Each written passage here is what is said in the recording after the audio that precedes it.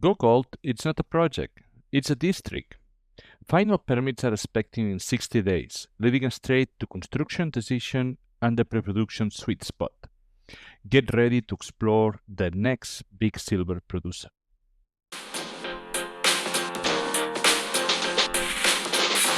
Welcome, mining lovers. This is Charlano de Minas, the Spanish podcast dedicated to mining investment. Now, in English.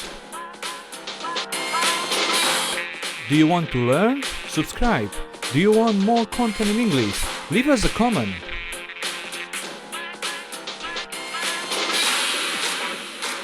The episode is about to start.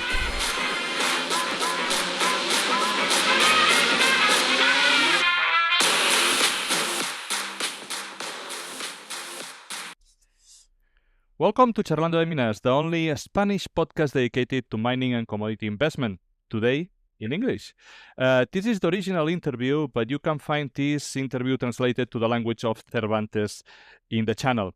Today, we are bringing back one of our favorite silver stories, not just because they have been generating a steady cash flow for over years, or because they have got a strong project in development, but because they are working on something bigger, building what could become a major mining district. We are pleased to welcome back Go Gold Resources, and Brad, the CEO of Go Gold, is joining us. Hi, Brad. Great to have you back on the show. How are you? I'm doing very good and great to be on your show, and thank you for the opportunity to speak to your listeners today. Thanks. Let's start with a quick refresher for our listeners and for anyone that doesn't know the project. Go Gold Resources is a Canadian mining company focused on silver and gold projects in Mexico. Their strategy combines cash flow generating production, advanced development at Los Ricos South, and a district-scale exploration at Los Ricos North. They are currently operating the Parral project, which generates around 18 million in free cash flow per year, and are fully funded and ready to build their flagship project at Los Ricos South, pending only on a final environmental permit. With no debt, cash on hand, and a track record of building mines, Go Gold stands out as one of the few junior developers positioned for a significant growth. They are listed in Canada under the ticker GGD. Well, Brad, since our last conversation, that I think it was a couple of years ago, Go Gold has made a solid progress. And I would like to start with Los Ricos South, because you are almost ready there, with only the environmental permit left to basically start construction. And you have published the DFS, and Los Ricos South require 227 million in initial capex and has an after-tax NPV of 355 million. The IRR rises to 88% in the base case. You have a life mine of 15 years. You will produce 18 million of silver equivalent ounces. The all-inclusive sustaining cost is around $12.32 per ounce. I mean, these numbers, and we are just giving a bunch of numbers, but they are absolutely impressive numbers. And now, with the silver and gold trading significantly above to the DFS assumption, would you say that this position Los Ricos South among the top silver development assets globally? We have done some work on the district scale and looking at Los Ricos South and Los Ricos North. And yes, to Los Ricos South is an asset that would be similar to, say, Silvercrest that was just sold, or Los Gatos, and in the market. So yes, and then if you consider as well our pipeline in the Los Ricos district, which including Los Ricos North, and a lot of upside exploration potential around those two deposits. But just what we know of today, with the South being a definitive feasibility study, as you mentioned, and the North being an earlier stage PEA. Well, we looked at that district and we said, where does that rank? And, we had some of our analysts at the banks look at it, and they said, really, you're in about the top 5 in the world as far as silver districts. So it is really a world-class silver district. Nice. One of the major concerns early this year was around Mexico's proposed ban on a new open pit concessions. That initially impacted market sentiment, and most of the silver developers in Mexico crash on markets. Can you clarify was the final outcome of this, and how has influence to your mine plan in Los Ricos South? Yes. I mean, Los Ricos South was always planned to start as the bulk underground mining project. And it went through various revisions, to the mine plan until we came up with our final feasibility study. But, the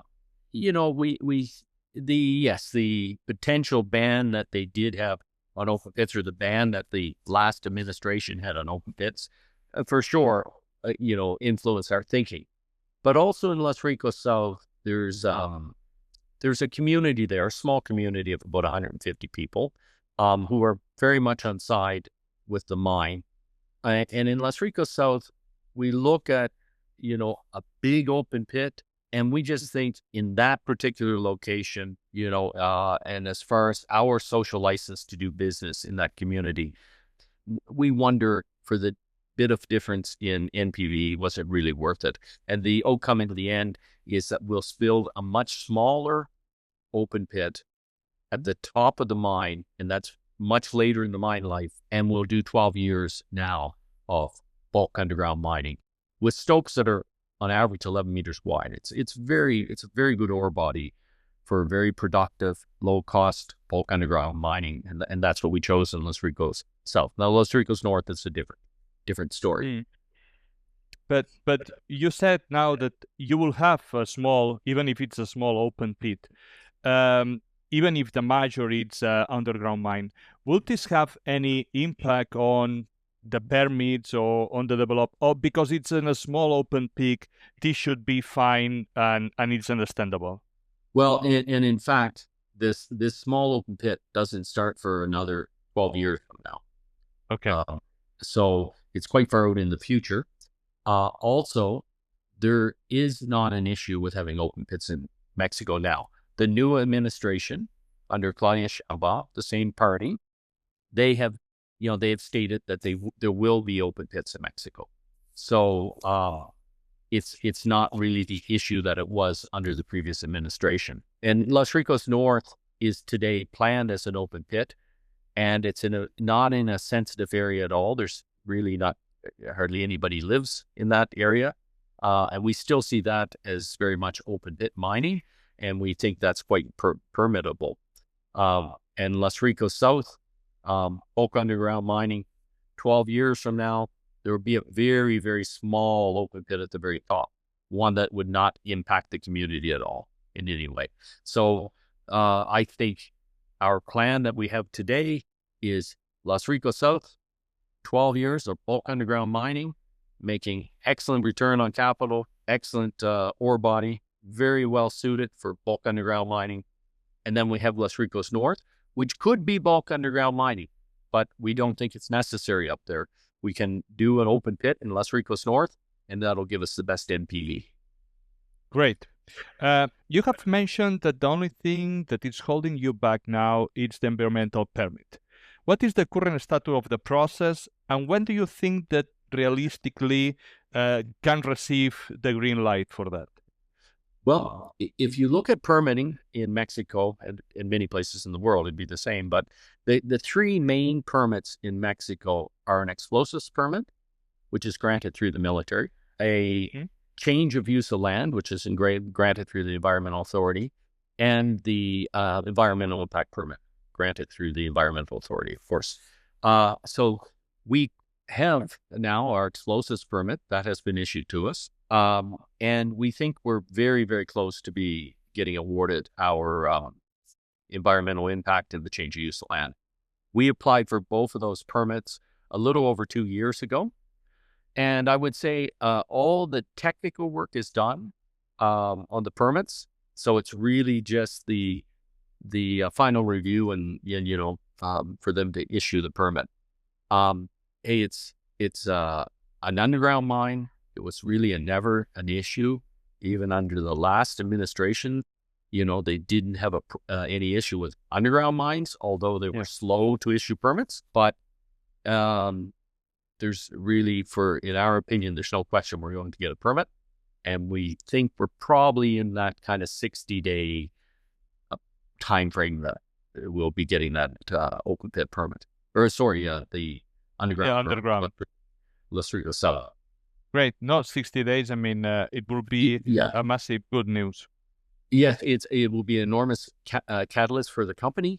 And, all the technical work, all the, in the paper advertising to the public that the mine's going to be built there, all the work around, are there any objections to the mine? All these things have already been done. They've been done a long time ago. And it's just literally waiting for the issuance now of the permit. In the definite feasibility study outlines 80 million of silver equivalent, including 41 million of silver, almost 500,000 ounces of gold, 11 million pounds of copper. Can you break down maybe a little bit more how is the production split between oxides, sulfides, maybe if there is any problem regarding metallurgy or anything like that? Really, at the definitive feasibility study, we've done an enormous amount of work on metallurgy. And all the reserves today are within 250 meters of surface, and they're all oxide. So, and we've done, really being at the final feasibility, we've really done exhaustive work on the metallurgy. And there's no issues with metallurgy. I mean, we get good recoveries in the plus 90% on gold and just like 88% on silver. We produce a doré bar. We don't sell a concentrate, we sell a bar. Of course, it means that you get paid a better on a doré bar than you do on a concentrate. And the combined recovery is just over 90% recovery. So good recoveries. It's all oxide material. It's all leachable material in our reserves today. Your reserves come from over 10 million of tons grading, around 276 grams per ton of silver equivalent.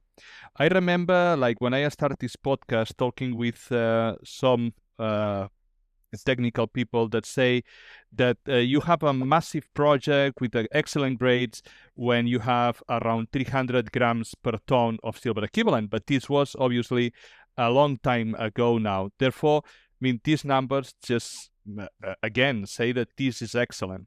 But can you clarify maybe how are the grades between the underground mining versus the surface potential? Maybe when you go to underground, the grade is a little bit better than later on the years? Yeah, that's correct. In the underground, the average grade is about 327 grams of silver equivalent. And in the open pit, it's in the vicinity of about 250 grams. So the underground grade is much higher than the average life of mine grade, which you're correct is 276 grams equivalent. So really, those are very good grades, especially when you consider that the underground portion is an average stope width of 11 meters, vertical. It's very well suited for sub-level longitudinal mining, long-hole mining. So that means that it's very productive, and we'll be mining 2,000 tons a day, processing 2,000 tons a day. And where most of it is longitudinal, sub-level, long hole, most of the development is in the ore body. So that's good as well. And really, if you look at current commodity prices, it's even better. I mean, we've had a tremendous rise in commodity prices, and the definitive feasibility study in Los Ricos South is a very new study. So it was just published in February. So the costs are very current. Yeah. I mean, that's one of the questions that I have later, but we can do it now. Is basically this, that looking to the today's spot prices, I mean, they are much higher than your DFS base case. I mean, and you said this is in February. This means that the labor costs and all the costs and everything, it's fine, but in only these few months, the commodity just rises a lot for silver and for gold. How does shift your thinking and maybe on payback, or how this have influenced maybe the numbers on the definitive feasibility study? Yes, if you look now, I mean, there's a sensitivity published in the preview or in the feasibility study. Now that sensitivity, I mean, the prices have even moved out of the range of what we published there. They moved up quite quickly. But if we put it in our financial model, which just changing the commodity price and understanding that the cost part of it is very, very new, very recent, at 3,200 spot price, about $3,200 gold and $32 silver, you would have an after-tax NPV discounted 5% of approximately 800 million for Los Ricos South. Wow. And then if you think about the first 2 years of mining, where we'd be achieving our payback, in the first year is a partial year. You're just reaching full commercial production in that year. It'd be about approximately 136 million of after-tax free cash flow in that first year. That's a partial year. And in the second year, you'd be about almost 160 million of free cash flow. So there you're looking at almost 300 million of free cash flow in the first 2 years, and that first year only being a partial year. So really in the first 2 years, we easily pay back our $227 million of CapEx. And we feel very confident with the feasibility study, because it's not just feasibility, it's a feasibility plus a front-end engineering design where we have costed with, costed about 75% of both the OPEX and the CapEx. So they're very good numbers. No, I mean, the numbers that you are saying, yeah, they are amazing. And being able to pay in 2 years, let's say in 2 years, pay back like a mine of the size that you are describing, and this means that the numbers are just incredible. It's not normal that in less than 2 years you are able to pay back one project of this size. Therefore, yeah, and it would probably be about 1.8 years now with the current commodity prices, so less than 2 years. Yeah. Okay, let's talk a little bit how you plan to find the mine. No, I think that if I got my numbers correct, you have around 76 million in the bank. How do you plan to get the money that you need to build a mine? And if you think that you will be targeting debt, or if you want to do something equity, or maybe you are even thinking about the streaming with the copper that you are giving there. What are your plans ahead? Yes. So recently we did raise more equity at $1.85 per share, or $1.82 per share, sorry. And that was just a straight share, no warrants. And in that, so we currently have 135 million US cash in the bank. Okay. No debt. And our operating mine is generating about between 5 and 6 million US of free cash flow per quarter right now as well. We also had about 8 term sheets for the debt portion or the project financing, and we're down to about 3. And in those term sheets, some of them are just total straight debt, and some of them are stream out that small amount of copper that we make in Los Ricos South. So that would be approximately, maybe we could receive about 20 million US for that stream. And that stream has some limits on it. So, after we pay back, the reserves today in copper, it would be limited. But it's such a small portion of what we're doing. It really Of course. very impactful. Also, we're looking at lenders who say, we wouldn't need to do any more equity to the general market, but some of those lenders are asking, could they, buy from the company a block of, say, $20 million of equity, so just so they have more exposure to the share price. So you look at that, and then straight debt. So between those, we want to have lots of extra capacity. So we would probably arrange between a stream and between maybe that's single block of equity to the lender and debt of maybe 100 to 110 million. We have a facility of about 150 million. Plus, we have 135 million in our bank account. So we have really no issues as far as financing and building this. And it's competitive. It's competitive. And then those lenders, they really want to get this business because they know that we have a lot of experience in Mexico. They know that we've built lots of mines before. It's on the strength of the deposit. It's a high margin deposit. And also they look at our balance sheet. They say, hey, you guys are producers and you have 135 million US of equity already with no debt. So easy to get this project financing. And we don't have to rush to sign it, but we are, advancing on it. And because we can even start building the mine with the cash we have in the bank today. Mhm. So no rush. Yeah. I mean, it's a very good point because it just came to me the next question. When will be the construction decision done?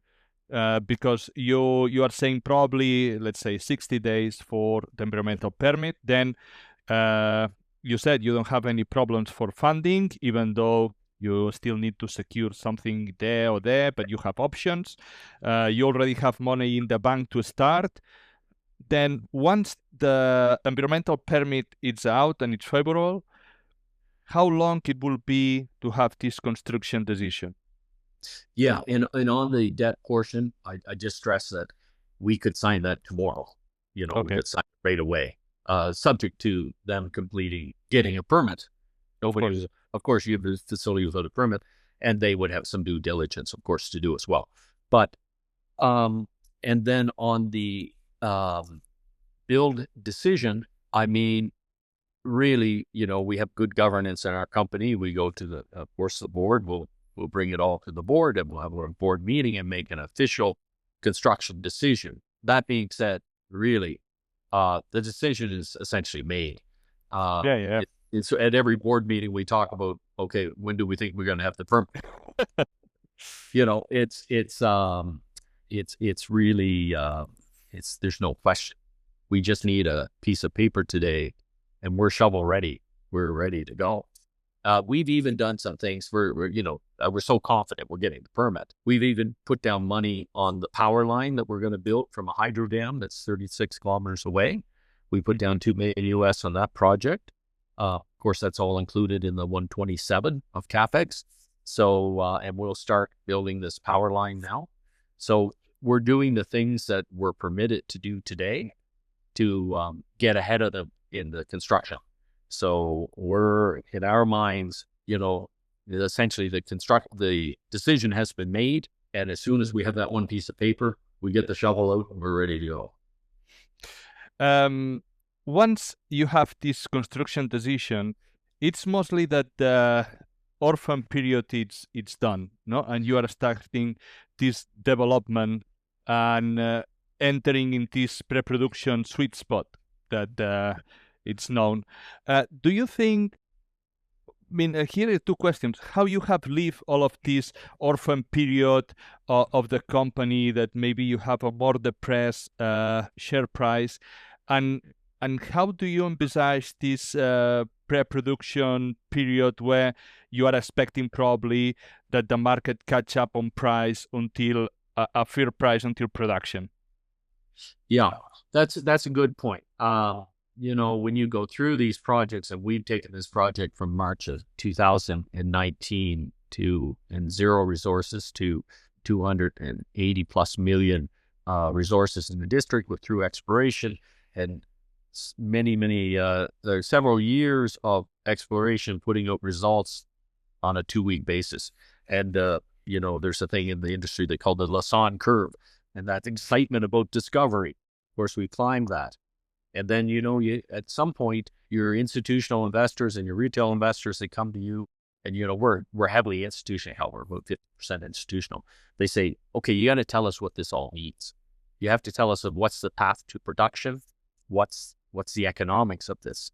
So you go into that phase, and it's, maybe the stock goes down because it's a period of not the exciting discovery.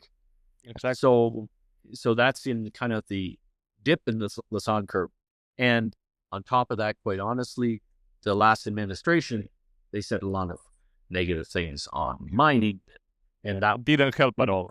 it didn't help at all when we're going in that downside curve of the Lassonde curve. Now I believe we're in the part of the Lassonde curve with the permit, first pour, and we're doing all the percentage completed, that we're raising back up the other side of that Lassonde curve. Now, another thing that we're doing now, though, we're saying, here you have Los Ricos South. Here you have $227 million of CapEx being spent. It's all planned. Here we have our reserves and our resources. What we have found is that just to the south, and when I say just to the south, I mean 100 meters to the south of our reserves and resources, we came up with a theory that there's a missing part of the ore body that was faulted off and nobody ever found it. So we said, okay, let's just, with one drill rig starting off, let's just do some drilling again. Let's do some exploration. The first objective was, can we find the missing part? We found it. And now, we've drilled some holes there, not a lot, like 8 to 10 holes. And now we're starting to see what the grade will look like. So we're going to have some news coming to the market about that discovery of the missing piece of the vein. Would be about 500 meters long. Mm-hmm. And we think we're going to have some exciting exploration results at the same time that we're building the mine. So that's going to add an extra piece of excitement to the construction, because obviously if we can add more reserves and resources right next to the mine we're building, it's all going to be very accretive to our value. So that's what I think. That's how it'll play out. And one other thing is, let's not forget about Los Ricos North. Exactly. That's a big part of the picture here. This is a district, and this is an organic pipeline that the company owns. It's Los Ricos South. To build it, we're on the doorstep, as we say, of building Los Ricos South. And at the same time that we're building Los Ricos South, we haven't forgotten about Los Ricos North. We're going to go up to Los Ricos North.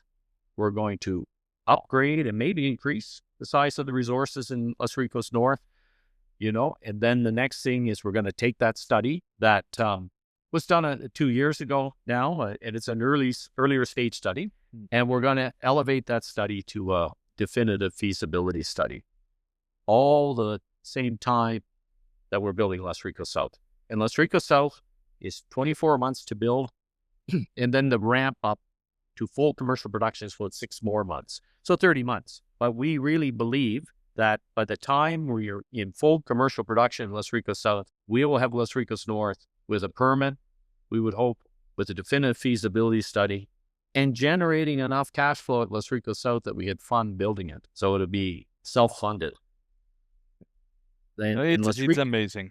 Yeah, and Los Ricos North, if you think about the value of Los Ricos North at current commodity price, and let's adjust up the costs as well. Yeah.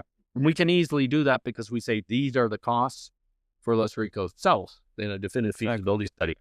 So these are approximate, but if you look at the sensitivity, it would have about, and if you adjust the costs up to definitive feasibility costs in the South, it would be approximately another $600 million of NPV for Los Ricos North, 600 to 700 million. So then you're talking a district with $1.4, $1.5 billion of discounted after-tax NPV. So in Los Ricos North, we will do the work now, but that's kind of the target for spot price that we would see, in NPVs. I mean, it's amazing, no? And the way I still remember one interview of Rick Rule that was saying, "I love Go Gold not for the project, but because it's a scale district project," and this is exactly what you guys are doing, and the combination and the potential. Now you are building, or you will be built, make the construction decision this year of Los Ricos South, and you said 24 months to do that and to get the first port. But and these are questions that I haven't there, but you already reply, no? In the same time that we are doing this development, I mean, we will be doing all the feasibility study for Los Ricos North, and with the cash that we are getting from the Ricos South, we will be building the Ricos North. Then it will be just continue good news about developing, about bringing value to the investor, about just generating this scale. You said 1.4 probably billion after discount of a project. And I still remember that, like once there was all the bad news about Mexico, and you said about Los Ricos South, never it was a open pit. It was always underground. And most people, just because they saw a Mexico, a silver and gold developer, they were just selling. And the company was in discount for anyone that knew a little bit about the project and knew that you guys have the experience, and this can be just an amazing district story. It's the opportunity, I believe, in Go Gold is for new investors looking at coming in to Go Gold is an excellent opportunity. It's the entry price today is really good. Evidenced by an overwhelming support for our $86 million financing we just completed at $1.82. But the opportunity there is that we're a company that Parral is making about 2 million ounces a year of production. It has 4 to 5 years of production left. We have some ideas maybe that we can extend that a little bit longer. And then with Los Ricos South, we're looking at the first 5 years of mining, potentially more with our exploration, where we're going to be adding an extra 7.2. So we're going from 2 million ounces with Los Ricos South. Then the company is going to about 9 million ounces of silver equivalent production.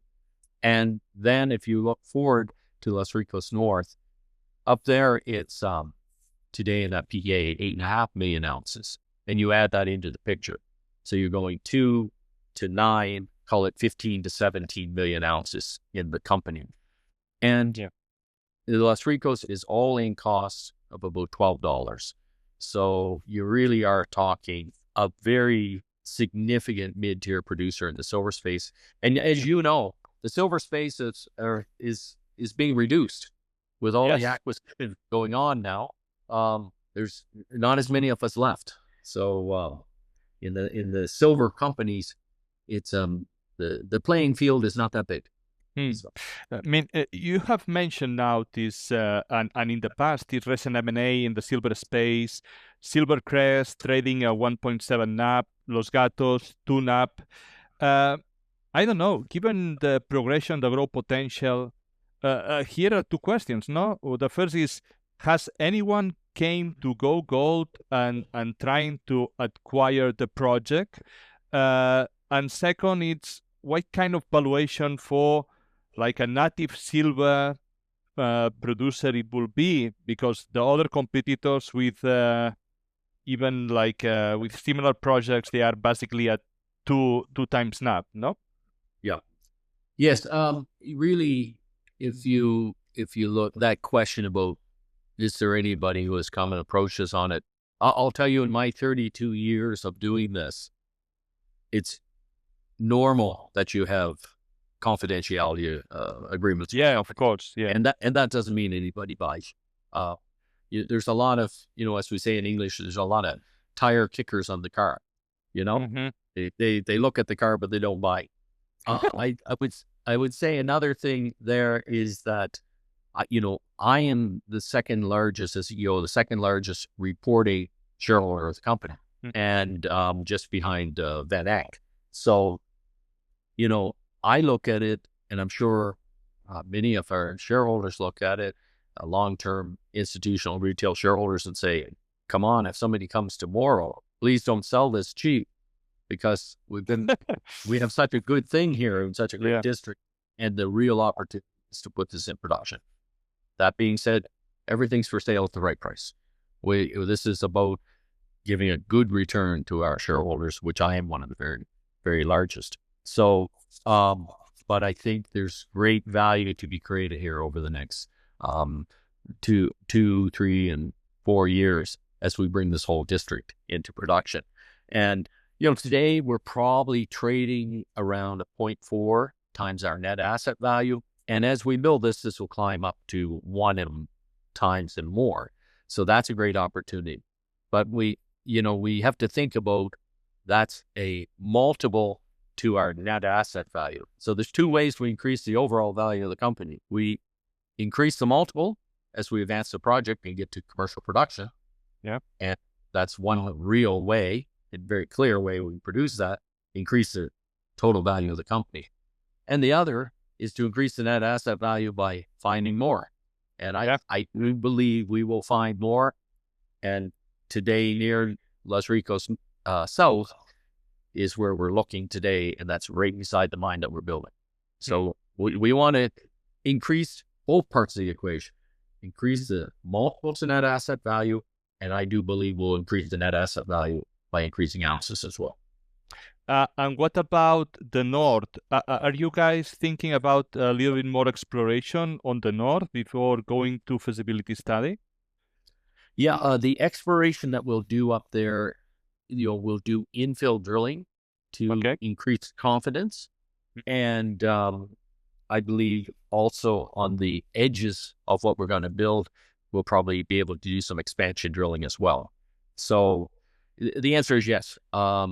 Primarily, we do have a lot of ounces up there. We have a resource in excess of 160 million silver equivalent ounces today, but in no means have we found the limits to that.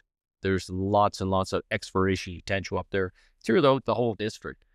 Again, we didn't stop doing exploration because we weren't having success. We said we'll take a break from exploration because our shareholders wanted to understand what all this meant as far as our road to production and as far as the value of that production, and understanding that eventually we will go back to the exploration again.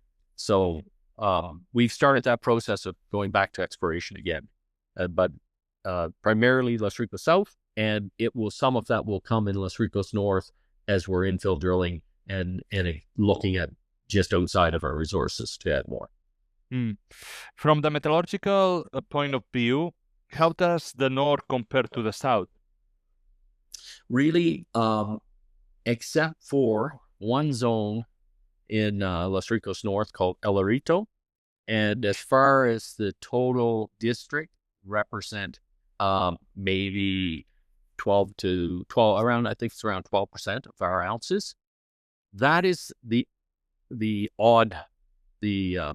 outlier.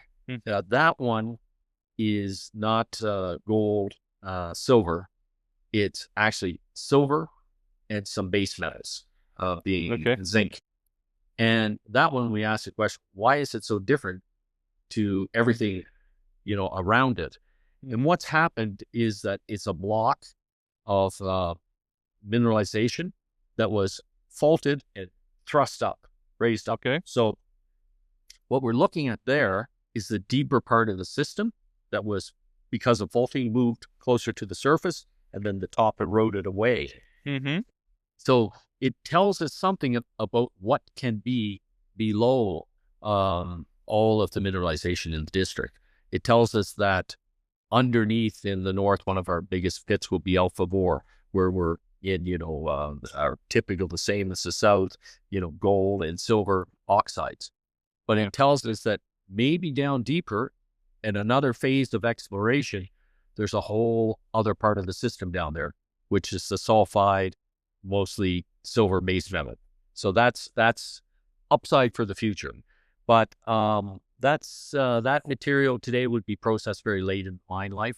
So in Los Ricos North, we're still talking about the majority, especially the first decade plus of mine life, being oxides and a leach plant. And then maybe there's a future, and more than a decade into the future with more exploration, maybe, there's the flotation as well, producing silver and base metals in the deeper part of the system. In terms of infrastructure, I mean, there is any problem about water? There is any problem about electricity, or how do you get out the metal from the mine site? It's all of these well defined. Yes, the infrastructure is very good in Los Ricos. We don't need a camp. We're within a 45-minute drive of a community of like 6,000 people. We're in like a half-hour drive of a community of 2,000 people.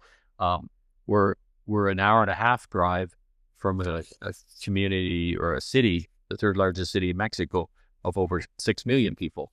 So the infrastructure is very, very good. On power, we have the advantage of having a nearby hydro dam. So nice, clean hydropower that for Los Ricos South, we've secured 15 megawatts of power from this dam. So there's lots of available power. And water, we have our water secured for Los Ricos South. We're not that advanced in Los Ricos North yet, but we don't see any issue in getting water up there. That being said, we want to be good stewards of the environment. We have planned Los Ricos South to recycle all the water that we possibly can. And so we reduce our water consumption by having things such as dry stack tails, where we squeeze out the water and use it again in the process. And, that's, a lot of what we do. I mean, in the world, we need the minerals. We need that silver for green transition. And the new president of Mexico, she's very focused on the green transition. I believe her PhD in physics was around the green transition. So we've designed everything to have the minimum impact and on the environment, and best practices. For example, tailings, in the world, in the mining world, have been in the news a lot with some Victoria Gold. Yes, Victoria Gold, and I think in Spain as well, years ago there was a big tailings failure. Yeah, and so what we're doing in Los Ricos, our tailings are dry stack, which is the best method for tailings, and also we take those tailings and we mix them with cement and we pump them back into the underground mine in Los Ricos South. So we reduce the impact even further with those what's called paste backfill into the mine. Yeah. Great. Let's finish up with the Parral. No, you said that the Parral, it's probably only 2 years left. You just built the zinc circuit maybe last year. You said that maybe you have a strategy to stretch a little bit more the life of these recoveries. What is the plan for the Parral? Because it's one thing that I love, that you guys have an income, for something that is very green, that is just reusing some of the residues, and this gives you cash flow, to make things like all the exploration that you have done over the years. No, you're right about Parral and the greenness of that mine. I mean, we've developed technology there. We've adapted technology and developed it to work well with tailings, and it's an agglomerated heap leach with SART technology, which extracts the base metals and regenerates cyanide. So, the current reserves are plus 4 years of reserves, and we do have some resources in another pile of tailings that we own called the Esmeralda tailings. They could add another year and a half over there as well. And we've drilled those. And we've done metallurgy, and really, we'll officially declare part of that as reserves. But today it's pretty obvious that a good portion of that should be economic. So that buys us more years. Now, if you think about Parral in the local area, it's over the hundreds of years. It's been a big mineral camp, and there are other mines that have tailings that could be reprocessed. That we're talking to the owners about those tailings, and I think over the coming years, there's a good probability that we will, get more tailings. I can think of piles of tailings that are more than 10 million tons. So we're working on that. We hope that some of those arrangements work out, and Parral will have another decade of operation. And you mentioned the SART circuit. Yes, that was a big boost for Parral. And that's where our team has really got to understand the metallurgy of these things. And we understand that there's zinc in it. And as the zinc was going up, it was reducing the recoveries. And it was making it so you had to use more and more cyanide. And cyanide is the expensive part of the process there. So that zinc circuit regenerates that cyanide so we can use it again, gives us zinc that we could sell. We sell our copper and zinc to Samsung. And one final thing about Parral that can't be understated is that it's a project that the Environmental Authority in Mexico is very interested in, because they are saying, in the new administration, there's 500 tailing sites in the country of Mexico, and they're looking at ways to clean those up. Many of them are located in cities, because the cities grew up over the hundreds of years around these mines. So, we've talked to the Environmental Authority, and it deepens our, good, our social programs, our environmental programs, and deepens our relationship with the Environmental Authority in Mexico, because they want to know more about our technology and how this works, and is it applicable to some of those other locations. And we'll certainly work in conjunction with them on that. Okay. Let's wrap up. If someone just entered to the company today, what will be the key catalyst, or maybe the key news that he will have over the next 12 months? The number one catalyst, somebody entering today, we're going to get a notification soon, we believe, that we're going to have that permit, and then we're ready to go. And that is going to be probably one of the biggest re-ratings in the company's history once we have that permit and we can build. So you're entering the stock today, you're getting the exposure to that catalyst, that big catalyst company. And then beyond there, you're getting exposure to the building of a mine, not near-term building of a mine that's really fully financed. And you're going to get exposure to exploration that we're doing around that new mine that we're building. And you're going to get exposure over the build period to a feasibility study happening in Los Ricos North, and a permit happening in Los Ricos North, another large catalyst for the company. And really, you're buying into a very defined strategic path to becoming a large mid-tier producer in the silver space, and a low-cost large mid-tier producer in the silver space. So 2 million, 9 million, 15 to 17 million. That's we see as our growth profile in the company over the coming years. Thank you very much, Brad.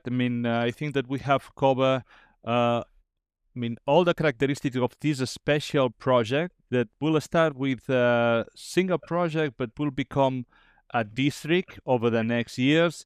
I think that you guys have a lot of catalysts going on over the next probably 3-4 years. And as I said, you just passed through this orphan period, and now it's a time for re-rate. It's a time for good news, and I hope to see all of them soon. We will follow all the news on the program as usual for the companies that come, and really I hope to speak with you again in 12 months and see how construction of the south it's going. No, thank you for the opportunity of speaking to your listeners. Thank you.